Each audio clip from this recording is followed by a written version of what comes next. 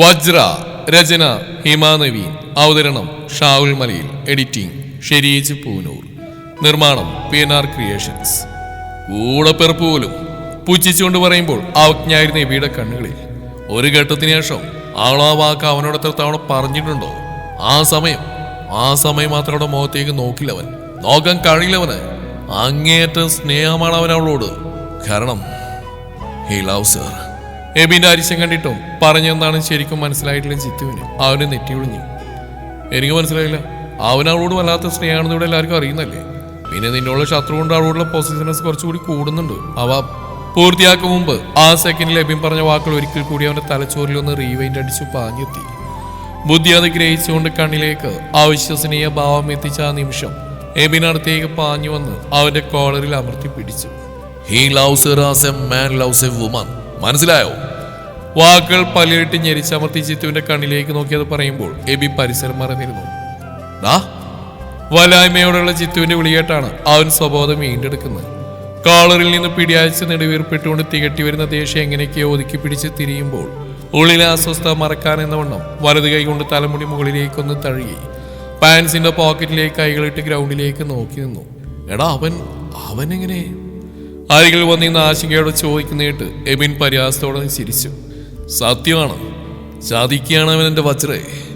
കുറെ നാളുകളായിട്ട് എൻ്റെ ഉള്ളിൽ കിടന്ന സംശയം സത്യമാണെന്ന് തിരിച്ചറിഞ്ഞ നാൾ ഉറങ്ങിയിട്ടില്ല ഞാൻ. അവളേത് അറിയിക്കാനുള്ള സാഹചര്യം ഇല്ലതാനും. ഇനി എങ്ങനെയെങ്കിലും അറിയിക്കാൻ കഴിഞ്ഞാൽ തന്നെ അവളത് വിശ്വസിക്കൂല. എന്നോട് അവൾക്കുള്ള ഇഷ്ടത ബാധിക്കുകയും ചെയ്യും. ഞാനൊരു സംശയരോഗിയുടെ റോളിലേക്ക് മാറും. അവനായി തന്നെ അത് പറയും വരെ കാത്തിരിക്കേണ്ടി വരും എനിക്ക്. അല്ലാതെ നിവൃത്തിയില്ല. അതിനുമുമ്പ് ഞങ്ങൾക്ക് തമ്മിലൊന്നും മനസ്സുറക്കാൻ പോലും. കവുങ്ങിൻ തടിയിലേക്ക് കൈപ്പറ്റി ആഞ്ഞു ചേർത്തവൻ ജിത്തുവിനെ തിരിഞ്ഞു നോക്കി അന്താളിച്ച് നിൽക്കുകയാണവൻ. ആ നേറിയിട്ടവൻ കുറുകെ നിൽക്കുകയല്ലേ ഏതു നേരവും. ദേഷ്യം തോന്നും പലപ്പോഴും എനിക്ക് അവളോട്. ഒന്നും മിണ്ടാൻ കഴിയാതെ ഒന്ന് അടുത്ത് നിൽക്കാൻ കൊതിച്ച് എത്ര നേരം ഞാൻ അകലെ നോക്കി നിന്നിട്ടുണ്ടെന്നറിയോ? അവളിത് ആഗ്രഹിക്കുന്നുണ്ടെന്നറിയാം. പല പ്രാവശ്യം സാഹചര്യം ഞാൻ ഒരുക്കിയിട്ടുണ്ട്. അവസാന നിമിഷം അവനെത്തും. പല്ലിറുമി മറ്റെങ്ങോ നോക്കി പറയുന്നവരെ നെടുവീർപ്പെട്ടുകൊണ്ട് നോക്കിയായിരുന്നു ജിത്തു. അവളുടെ മനസ്സിൽ ഞാനാണെന്ന സത്യം അവനൊരു പക്ഷെ മറികടക്കാൻ കഴിയില്ല. ഒരു പക്ഷേ എന്നല്ല, കഴിയില്ല. പക്ഷെ എൻ്റെ മനസ്സിപ്പോൾ അതൊന്നും ചിന്തിക്കാൻ തയ്യാറല്ല. അവളെ ഓർത്താണ് ഇത്രനാളും ക്ഷമിച്ചെന്ന്. ഇങ്ങനൊരു ചിന്തയോട് അവൻ എൻ്റെ വജ്രയുടെ കൈ പിടിക്കുമ്പോൾ, ചേർന്ന് നിൽക്കുമ്പോൾ എൻ്റെ രക്തം തിളക്കുക. ഒന്നും അറിയാതെ കൂടെ നിൽക്കുന്ന അവളെ കാണുമ്പോൾ നെഞ്ചു മുറുകുന്നുണ്ട്. അവൻ്റെ ശരീരത്തിൽ ഇനി എൻ്റെ കൈ പതിയെന്ന് അപേക്ഷിച്ച് പറഞ്ഞ് ഓടിപ്പോയതാ ഒരിക്കൽ അവള്. വാക്കൊടുത്തു പോയില്ലേ? കൊടുത്ത വാക്ക് തെറ്റിക്കരുതെന്ന് പപ്പ പഠിപ്പിച്ചിട്ടുണ്ട്. അല്ലെങ്കിൽ ആ പന്നിയെ ഞാൻ നെറ്റിയിൽ വിരലൊരുസി ദയനീയമായി നോക്കുന്നുണ്ട് ജിത്തു. പക്ഷെ ഒന്നുണ്ട്, അവന്റെ വായിൽ നിന്ന് ആ സത്യം അവൾ അറിയുന്ന നിമിഷം വജ്ര എങ്ങനെ പ്രതികരിക്കുന്ന എനിക്കറിയാം. താങ്ങില്ല അവള്. ആ മനസ്സിൽ പിന്നെ പ്രണവിനൊരു സ്ഥാനം ഉണ്ടാവില്ല. തകർന്നു നിൽക്കുന്ന അവളെ കാണാൻ വയ്യ എനിക്ക്. അതുമാത്രം എൻ്റെ സങ്കടം. നാഴികക്ക് 40 വട്ടം കൂടപ്പിറപ്പാണെന്ന് പറയുന്നവളോട് സത്യം തുറന്നു പറയാൻ അവൻ പേടിക്കുന്നത് അവളത് പൊറുക്കില്ല നന്നായിട്ട് അറിയാവുന്നതുകൊണ്ടാ. ഒരാൾക്കും വിട്ടുകൊടുക്കാൻ മനസ്സിലുള്ള തുറന്നു പറയാതെ അവളോടുള്ള സ്വാതന്ത്ര്യം മുതലാക്കി പോസസീവ്നെസ് എന്ന പേരും ചാർത്തി മനസ്സുകൊണ്ട് അവളെ പ്രണയിക്കുകയാണവൻ. എൻ്റെ പെണ്ണിനെ അതിബുദ്ധി കാണിക്കുന്ന തികഞ്ഞ ആക്ടർ, ബ്ലഡി റാസ്കൽ. വെറുപ്പോടെ പറഞ്ഞു നിർത്തി 3ാമത്തെ ഫ്ലോറിലേക്ക് അറിയാതെ കണ്ണു വായിച്ചപ്പോൾ ജനലരികിൽ നിന്ന് തന്നിലേക്ക് പതിയുന്ന തൻ്റെ പ്രിയപ്പെട്ടവളുടെ മിഴികൾ അവൻ്റെ നെഞ്ചിലേക്കാണ് കുത്തിയിറങ്ങിയത്. പറയാൻ എന്തൊക്കെയോ മോഹിച്ച് ആ കൺപീലികൾ പിടയ്ക്കുന്നുണ്ട്. നോവോട് അവനൊന്ന് കണ്ണു ചിമ്മി കാണിച്ചു. തിരികെ കിട്ടിയ കുഞ്ഞു ചിരി അതുവരെ കത്തിയിരുന്ന നെഞ്ചിനെ തണുപ്പിച്ചു. ഇടനെഞ്ചിലേക്ക് വലത് കൈ ചേർത്ത് വെച്ച് നോവുന്നുണ്ടെന്ന് നോട്ടം കൊണ്ട് പറഞ്ഞു. അത് മനസ്സിലാക്കിയെന്നോണം ജനലഴികളിലേക്ക് കൈപത്തി ചേർത്ത് വെച്ചവൾ അവന്റെ ഹൃദയഭാഗത്തെന്ന പോലെ അവന്റെ ഉള്ളിലൊരു മിന്നൽ പിണർ പാഞ്ഞുപോയി. പരിഭവവും പരാതിയും ദേഷ്യവും അവളോടുള്ള സ്നേഹവും ഉള്ളിൽ ചുമക്കുന്ന രഹസ്യത്തിന്റെ ഭാരവും കൊണ്ട് മുഖം വിട്ടിച്ചു. ആൾക്ക് നൊന്ത് കാണും, നോവട്ടെ അല്പം. എനിക്കൊരു മനസ്സുണ്ട്, അതിനും വേദനിക്കുന്നുണ്ട്. പ്രണവിനോടുള്ള കടപ്പാടും സ്നേഹം കൊണ്ട് എന്നെ ഇങ്ങനെ അവഗണിക്കണം. ആ ഉള്ളിലെ പ്രണയം ഞാനല്ലേ, എനിക്കല്ലേ? എന്നാണ് നമ്മൾ ഒന്നേർന്ന് നിൽക്കുന്നത്. എന്നാണ് നിന്നെ എൻ്റെ നെഞ്ചിലേക്ക് ചേർത്ത് നിർത്താൻ എനിക്ക് കഴിയുന്നത്. എൻ്റെ സ്നേഹം മുഴുവൻ ആവാഹിച്ച് എനിക്ക് നിന്റെ നെറുകയിൽ ചുണ്ടു ചേർക്കണം വജ്ര. ഞാനും നീയും മാത്രമായ നിമിഷത്തിന് ഇനി അത്ര കാത്തിരിക്കണം ഞാൻ. അവളിൽ നിന്ന് മുഖം തിരിച്ച് ജിത്തുവിനെയും കൂട്ടി ഗ്രൗണ്ടിലേക്ക് നടക്കുമ്പോൾ അവൻ്റെ ഹൃദയം പരിഭവിക്കുന്നുണ്ടായിരുന്നു. അവളുടെ അവസ്ഥയും സാഹചര്യങ്ങളൊക്കെ നന്നായിട്ട് അറിഞ്ഞിട്ടും ഇടയ്ക്കിടെ പരാതിയും പരിഭവങ്ങളും കെട്ടഴിച്ച് നിരത്തും അവൻ്റെ മനസ്സ്. നിനക്ക് മാത്രം ഇങ്ങനെ മനസ്സിലായി പ്രണയന്റെ ഉള്ളിരിപ്പ് എന്ന ജിത്തുവിന്റെ ചോദ്യത്തിന് മറുപടിയായി അവന്റെ മുഖം വലിഞ്ഞു മുറുകി. ഓർമ്മയിലേക്ക് ആ ദിവസം പാഞ്ഞെത്തി. അന്ന് കമ്പ്യൂട്ടർ ലാബിൽ സീനിയർ പ്രൊഫസറിന്റെ ലാപ്ടോപ്പ് മറന്നു വെച്ച് എടുത്തുകൊണ്ടുവരാൻ അദ്ദേഹം പറഞ്ഞനുസരിച്ച് പോയതായിരുന്നു താൻ. ഇടയ്ക്ക് വജ്രയുടെ ക്ലാസ്സിനരികിലെത്തിയപ്പോൾ ജനലഴികളിലൂടെ ആ മുഖമൊന്ന് കാണാൻ കൊതിയോടെ നോക്കി. അന്ന് യൂണിഫോം ആയിരുന്നില്ല സ്റ്റുഡൻസിന്. കരിയർ ഗൈഡൻസ് എന്നൊക്കെ പറഞ്ഞ് മാനേജ്മെന്റ് നടത്തിയ ചെറിയ ഫംഗ്ഷന്റെ ഭാഗമായി കളർ ഡ്രസ് ധരിക്കാനുള്ള അനുമതി ഉണ്ടായിരുന്നു.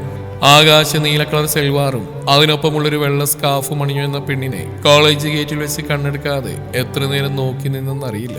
വീണ്ടും കണ്ട് കൊതി തീരുന്നില്ലെന്ന പോലെ ചെറുചിരിയോടെ അവളുടെ ചിരിയും സംസാരവും കണ്ടുകൊണ്ടങ്ങനെ ജനലിന് മറവിലായി ചാരി നിന്നു അല്പനേരം. അപ്പോഴാണ് സ്കാർഫ് കാണാനില്ലെന്ന് പറഞ്ഞവൾ തിരയാൻ തുടങ്ങിയത്. കമ്പ്യൂട്ടർ ലാബിൽ വീണുപോയിരിക്കാമെന്ന് കൂട്ടുകാർ പറയുന്നതും ആളത് ശരിവെക്കുന്നതും കേട്ടു. ബ്രേക്ക് ടൈമായിരുന്നു. ഉള്ളൊന്ന് തുടിയൊട്ടി. ഒന്ന് തനിച്ച് കാണാനുള്ള അവസരമെത്തുന്ന പോലെ ധൃതിയിൽ കണ്ണുകൾ പ്രണവിനെ തിരഞ്ഞു. അവൻ അവിടെ ഇല്ലെന്ന് കണ്ടതും വല്ലാത്തൊരു സന്തോഷത്തോടെ ലാബിലേക്ക് ഓടുമ്പോൾ വജ്ര സീറ്റിൽ നിന്നിറങ്ങുന്ന എബിൻ കണ്ടിരുന്നു. നെക്സ്റ്റ് ഫ്ലോറിലേക്കുള്ള ലാബിലേക്ക് ഓടുമ്പോൾ അവളുടെ കൈ പിടിച്ചെടുത്ത് തന്റെ കൈക്കുമ്പിളിൽ അടക്കി പിടിക്കുന്ന രംഗമായിരുന്നു എബിന്റെ മനസ്സ് നിറയെ. ഈ സമയം ലാബിൽ മറ്റാരും ഉണ്ടാവില്ലെന്ന് ഉറപ്പാണ്. നെഞ്ചിലാകെ ഒരു മേളം. അടഞ്ഞുകിടക്കുന്ന ലാബിന്റെ വാതിലെത്തും മുമ്പേ ഗ്ലാസ് വിൻഡോയിലൂടെ അവൻ ആ കാഴ്ച കണ്ടു. ആ ഒരൊറ്റ നിമിഷം ശരീരത്തിലെ ഓരോ രോമകൂപവും കലികൊണ്ട് വിറച്ചു. വജ്രയുടെ സ്കാർഫ് എടുത്ത് നെഞ്ചിലേക്ക് മുറുകെ പുണ നിൽക്കുകയാണ് പ്രണവ്. എബിന്റെ പല്ലുകൾ ഞെരിഞ്ഞമർന്നു. കൈമുഷ്ടി ചുരുണ്ടു. നെഞ്ചിലേക്ക് അണച്ചു പിടിച്ച സ്കാർഫ് എടുത്ത് ചുണ്ടോട് ചേർത്ത് പ്രണയത്തിന്റെ തീവ്രഭാവം കണ്ണിലുടക്കി നിർത്തി. വജ്ര എന്നവൻ ചുണ്ടനക്കുമ്പോൾ 1000 വിസ്ഫോടനങ്ങൾ നടക്കുന്നുണ്ടായിരുന്നു എബിന്റെ നെഞ്ചിൽ. ചതി, പൊറുക്കാനാവാത്ത തെറ്റ്, സാഹോദര്യത്തിന്റെ മറപിടിച്ചവൻ അവളെ പ്രണയിക്കുകയാണ്. വജ്ര, നീ ഇത് സഹിക്കില്ലെന്നറിയാം. അവനും അത് നന്നായിട്ടറിയാം. തലച്ചോറിലൊരു യുദ്ധത്തിന് കാഹളം മുഴങ്ങുന്ന പോലെ അതിന്റെ പ്രതിഫലനം എന്നോണം കൊല്ലാനുള്ള കലി ശരീരമാകെ പടർന്നു കയറി. ലാബിന്റെ വാതിലേക്ക് കുതിക്കും മുമ്പേ ഡാ എന്നൊരലർച്ച കേട്ടു. വെട്ടിത്തിരിഞ്ഞു നോക്കുമ്പോൾ ഏതോരുത്തന്റെ കോൾ പിടിച്ചു വലിക്കുന്ന ബഷീറിനെയും അവനരികിൽ ദേഷ്യം കൊണ്ട് വലിഞ്ഞു മുറുകി മുഖമായി നിൽക്കുന്ന വജ്രയുമാണ് കണ്ടത്. കുട്ടികളെല്ലാവരും നിമിഷ നേരം കൊണ്ട് ഓടിക്കൂടി.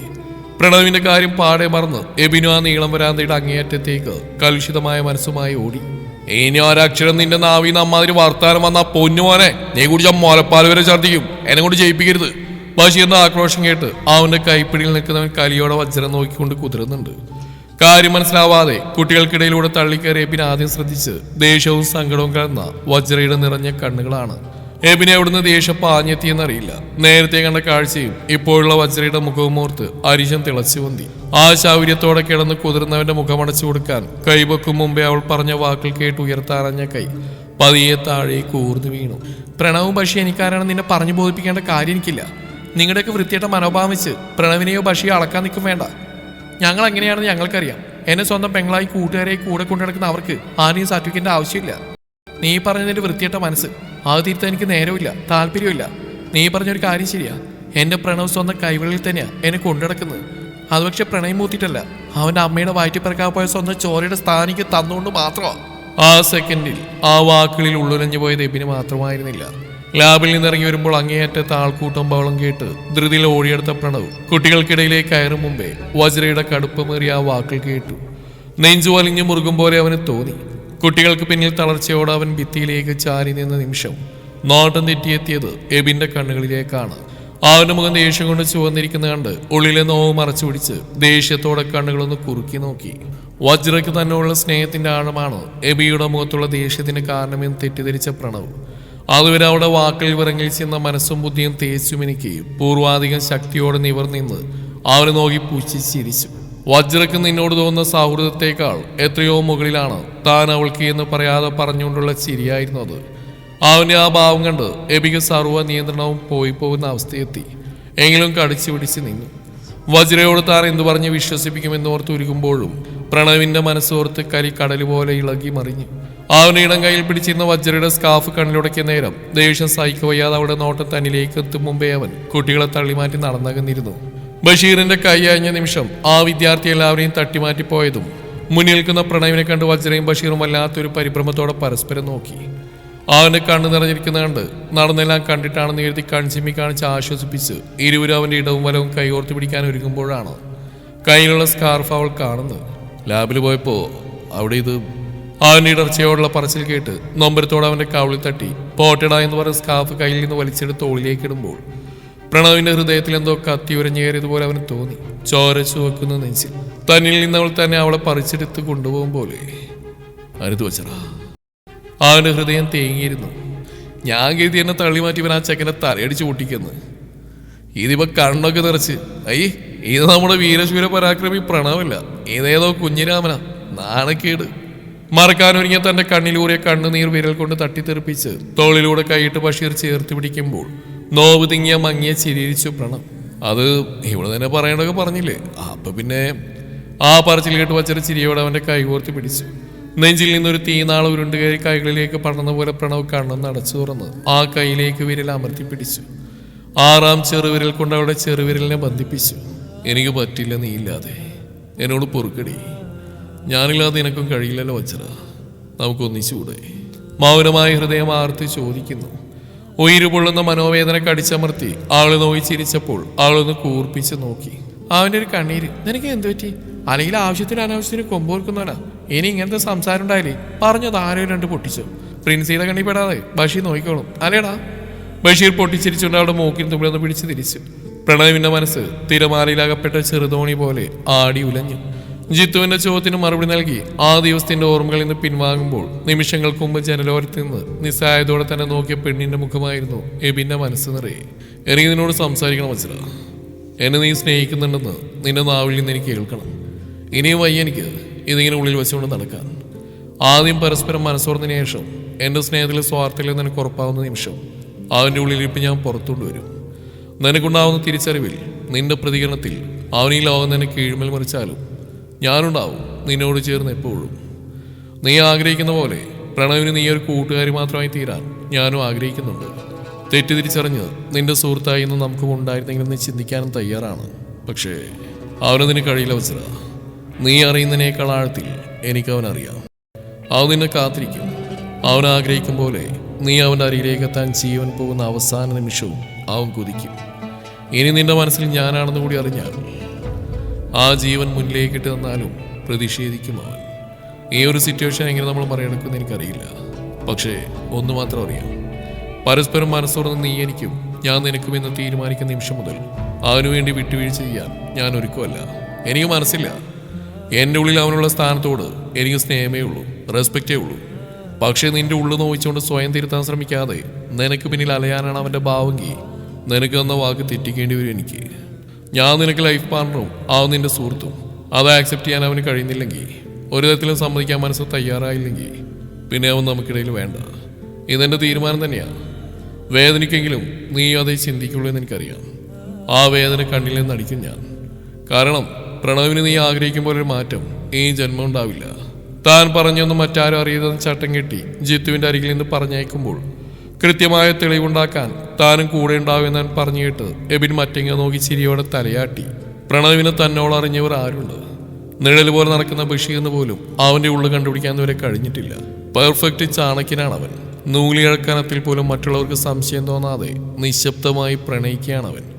ആളുടെ കൈവിരലുകളിൽ അവൻ്റെ വിരലുകൾ കോർക്കുന്നത് കാഴ്ചയിൽ പതിയുന്ന നിമിഷം സിരകളിൽ അഗ്നി പടരാറുണ്ട്. മനഃപൂർവ്വം തന്നെയാണ് അപ്പോഴൊക്കെ ഓരോ ചെറിയ വിഷയമുണ്ടാക്കി ആരെങ്കിലും മെക്കിട്ട് കയറി വജ്രയുടെ ശ്രദ്ധ തന്നിലേക്ക് തിരിക്കുന്നത്. പ്രണവിന്റെ കയ്യിൽ നിന്ന് അവളുടെ കൈകളാകുന്ന നിമിഷം അവന്റെ കണ്ണിലെ നിരാശ, ദേഷ്യം, അസ്വസ്ഥ എല്ലാം രൂക്ഷമായി നോക്കി നിന്നിട്ടുണ്ട് താൻ. പതിയെ ചുണ്ടുകളാనికి പോടാ വഴക്കാളി എന്ന് പ്രണവ് കാണാതെ തന്റെ കണ്ണിലേക്ക് നോക്കി വിളിക്കുന്ന പെണ്ണിന്റെ കുസൃതി നിറഞ്ഞ മുഖവും അതിൽ വിളിക്കുന്ന കുഞ്ഞു ചിരിയും കണ്ട് സകല ദേഷ്യം ആ നിമിഷം ഉരുകിയൊലിച്ച് പോവും. പ്രണവിന്റെ തന്നിലേക്കുള്ള ശ്രദ്ധ മാറ്റി ആദ്യമായി അവള് നോക്കി ഒറ്റ കണ്ണടച്ച് തുറന്ന ദിവസത്തെ വീണ്ടും സൃഷ്ടിക്കും.